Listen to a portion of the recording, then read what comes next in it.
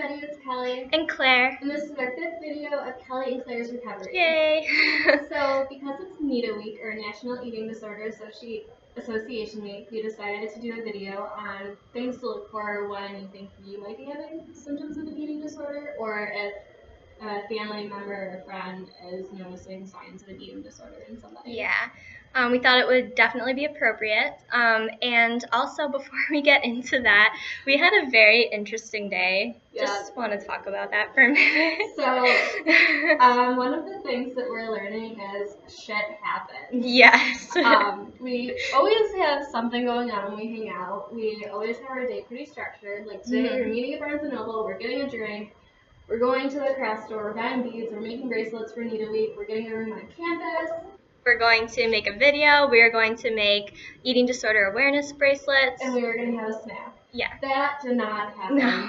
So, we go to Joann Fabrics to get beads, and we realized that we'd be spending probably close to like $60 on beads. Like a lot. So then we had to regroup, and then we bought the stuff, and then we go to campus, we can't find a parking spot, and then we finally find a spot. And we get into the building, and then we realize after walking really far. After walking a long way, that we don't have half of our beads. So then we walked back, and Claire watched our stuff because we had a ton of stuff, and then I got the beads from my car, and then walking back, I realized that we did not buy wire to make the beads. So now we are not making beads or bracelets anymore, and it's just been a messy. Yeah, now we're just doing a video. We have like chips and clementines out everywhere and trying to fit in our snack, and so we figured that we'll just make bracelets after this in Barnes & Noble because we still really want to make bracelets, but things just didn't go as planned. And that's our typical, like last time we hung out, we went to Barnes & Noble to get a drink before we were departing, and Claire lost her car keys and started panicking. I started freaking out. And then I bought a drink and left all my money at the cash register, so the lady's like chasing me to give me my money. Well, we're like looking in the garbage can for my keys, thinking that I threw them out. Like, this stuff always happens when we hang out, and it's actually really kind of funny. So just learn to go with it. Yeah, it happens. Like, you can't control it. And one day you will look back and laugh at yourself. Yeah. Because it is pretty funny. Yeah. So, anyways, now that we're done with that tangent, we're going to move on. Okay, so we had, I was going to make this a blog post of signs that you may have an eating disorder, and of course I didn't get around to doing that. So we're going to turn it into a video, and I got some great comments from people, so we kind of pulled everything together, and we're just going to read you some of what other people had said to me and some of our own in combination. So the first one, signs you may have an eating disorder, is kind of the obvious, which is preoccupation with food. If it's always on your mind, if it's something you're thinking about all day, that could be a big sign that you're struggling with disordered eating or an eating disorder. Mm-hmm. And for you yourself, one thing you can notice is if you're always like looking at recipes and trying to figure out the calories of the food. I know, like keeping a food journal, like just in your mind, like you're always thinking of food, and from the outside perspective, from somebody else, you're always talking about food. Yeah. So our second one is withdrawal from social situations, and this one you have to be a little careful with because there's a lot of things that could be going on if you're withdrawing from social situations. Like you could have social anxiety, you could have panic disorder, you could have any type of anxiety disorder or depression, but if it kind of, you're finding that it revolves more around the food aspect, then that could be a sign. Some examples could be like you're staying in your room to avoid the kitchen or to avoid when people are cooking in your house and you don't want to smell the food. It could also be the opposite. Like let's say me and Claire were going to hang out. Like I could use Claire to like say, hey mom, I'm going to hang out with Claire just to get out of a meal. So that's also pretty common. Yeah. So then our third is checking calories obsessively, and not everybody with an eating disorder will do this, but it is a common one, especially if you struggle with anorexia, is just obsessing over the calories of the foods that you eat. I don't know if I really have anything more to say about that one. No, I don't really have anything to say. So cutting out whole food groups is another one. And that, again, is really common in all types of eating disorders. If you're afraid of, like, carbs or, you know. Or even, like, I know it's really common for people with anorexia to cut out certain food groups such as fat. People with bulimia also, even though they may be binging on the food, it's more likely because they are trying to avoid that food and their avoidance is causing them to binge on it. Yeah. So it happens in all disorders, not just one in particular. And our next one is focus on your body and wanting to look better. So I guess just if you're really focused on your body image and you're not satisfied with the way you look, that could potentially lead to an eating disorder or be a sign of an eating disorder.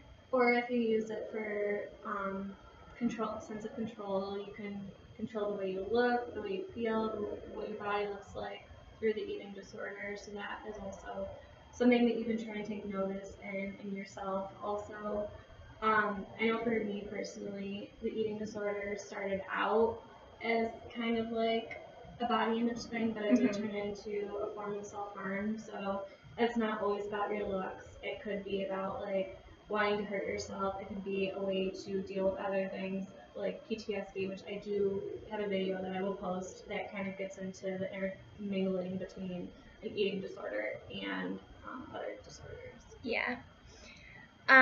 Okay, so our next one is subtle lies about having already eaten.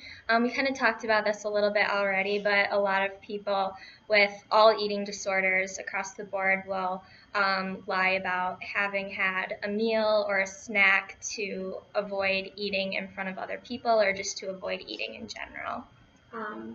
This could be really, really tricky for friends and family because people can go two ways. They could either use excuses to get out of meals, or they could only eat in front of their loved ones or family to make it look like they're always eating. So it can kind of go in all different directions. Yeah.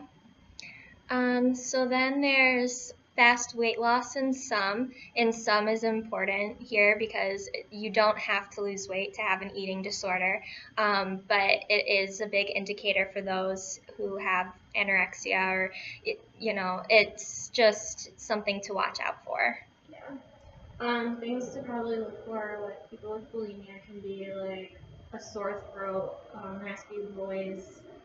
I know for a lot of people, like scars on the knuckles is really big, but every time I was checked out by a doctor, I didn't have scars on my knuckles because there are various forms of purging, but swollen glands, raspiness, there's even like weight gain. Food missing, or like you notice like large amounts of food are gone in the house. Yeah, that's a big one. Okay, so let's see. We have also not wanting to eat around other people. We kind of talked about that a little bit. You try to avoid situations where you'll have to eat in front of others a lot of times.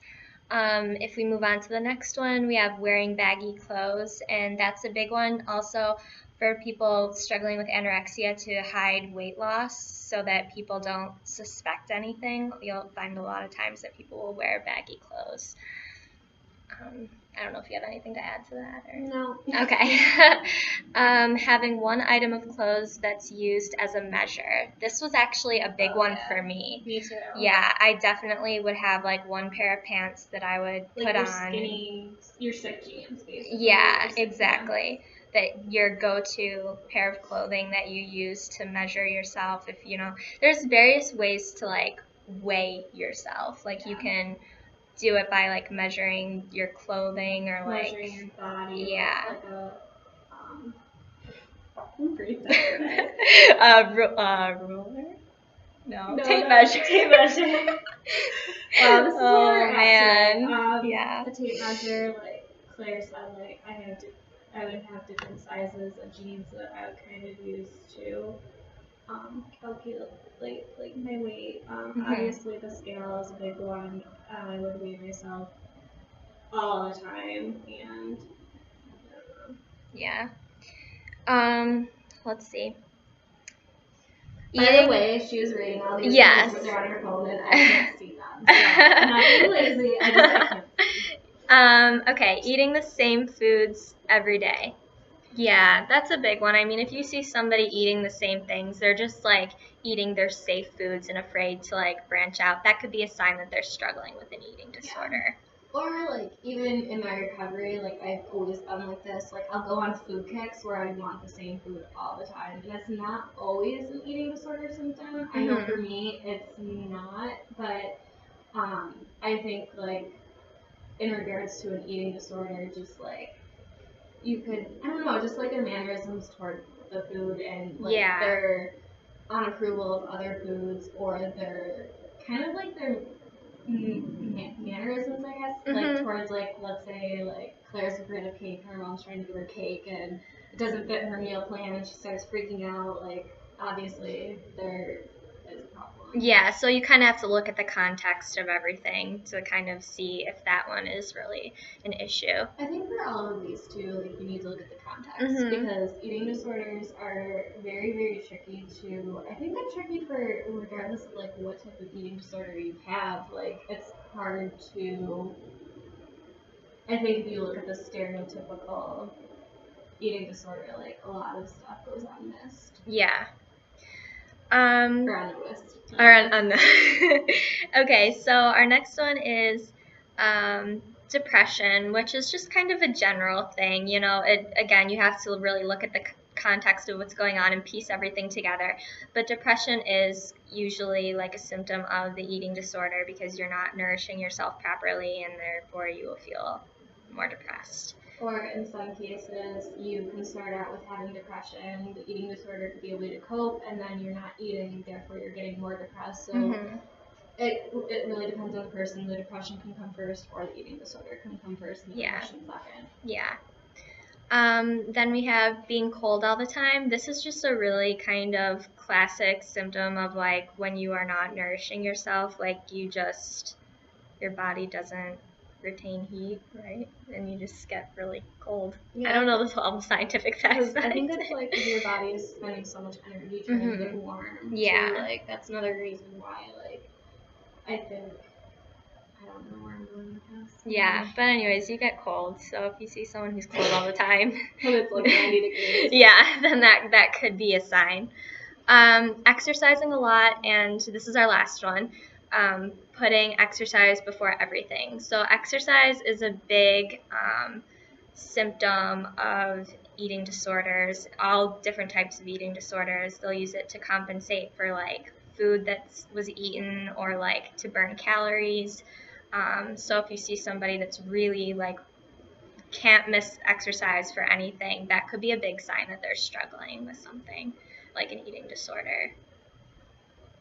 I think that's it. Yeah, that's all. That's all for our list of signs, that might lead you to believe that you have trouble with eating or, a full-blown eating disorder. And we really wanted to do this for Eating Disorder Awareness Week. So this is the end of our video. It wasn't hopefully too long. But yeah, we'll make another one soon, and see you soon. Bye.